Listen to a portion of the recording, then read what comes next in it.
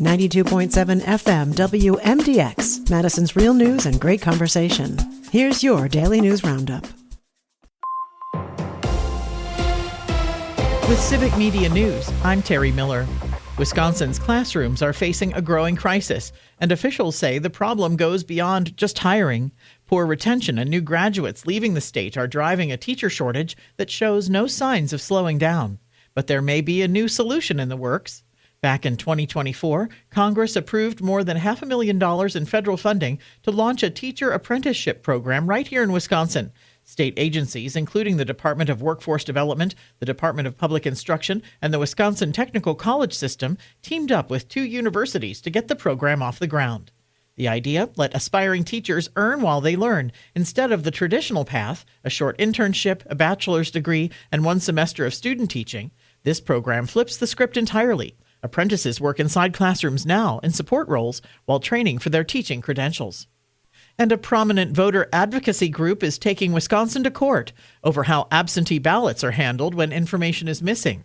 The League of Women Voters of Wisconsin has filed a legal challenge against the state's current law, arguing it gives individual county clerks too much power to simply reject ballots without ever notifying voters there's a problem.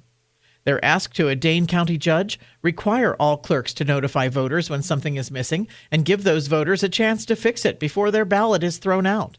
That fix-it process is known legally as curing a ballot. The case puts a spotlight on inconsistencies in how absentee ballots are processed across Wisconsin and whether voters are being treated equally, regardless of where they live. And Wisconsin farmers are getting hit from multiple directions, and they want Washington to know it. Senator Tammy Baldwin met with farmers in Janesville this week, hearing firsthand how global tariffs, rising diesel prices, and disruptions in the Strait of Hormuz are putting serious pressure on agricultural operations across the state. More news can be found at civicmedia.us.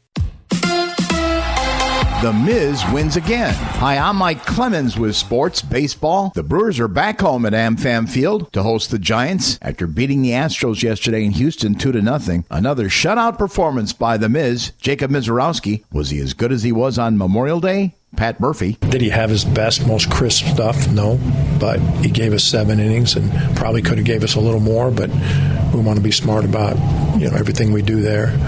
His delivery was a little clunky, and I think he'll tell you that. College baseball, the UWM Panthers play their final game tonight in a rematch against the Auburn Tigers, part of the NCAA Regionals. Auburn won in last night's game 8-1. The Wisconsin Badgers have hired a new general manager. He's 50-year-old Morocco Brown, an NFL exec who has worked for 4 different teams, most recently the Indianapolis Colts, where his GM there, Chris Ballard, a Badgers alum, served on the search committee for Wisconsin. With sports, I'm Mike Clemens. A little sunshine at times today, but overall mostly cloudy with highs in the upper 70s to near 80 this afternoon. Tonight, it'll be partly cloudy with a low dropping into the 50s. Tomorrow, sunshine with a high right around 80. I'm meteorologist Sean Cable.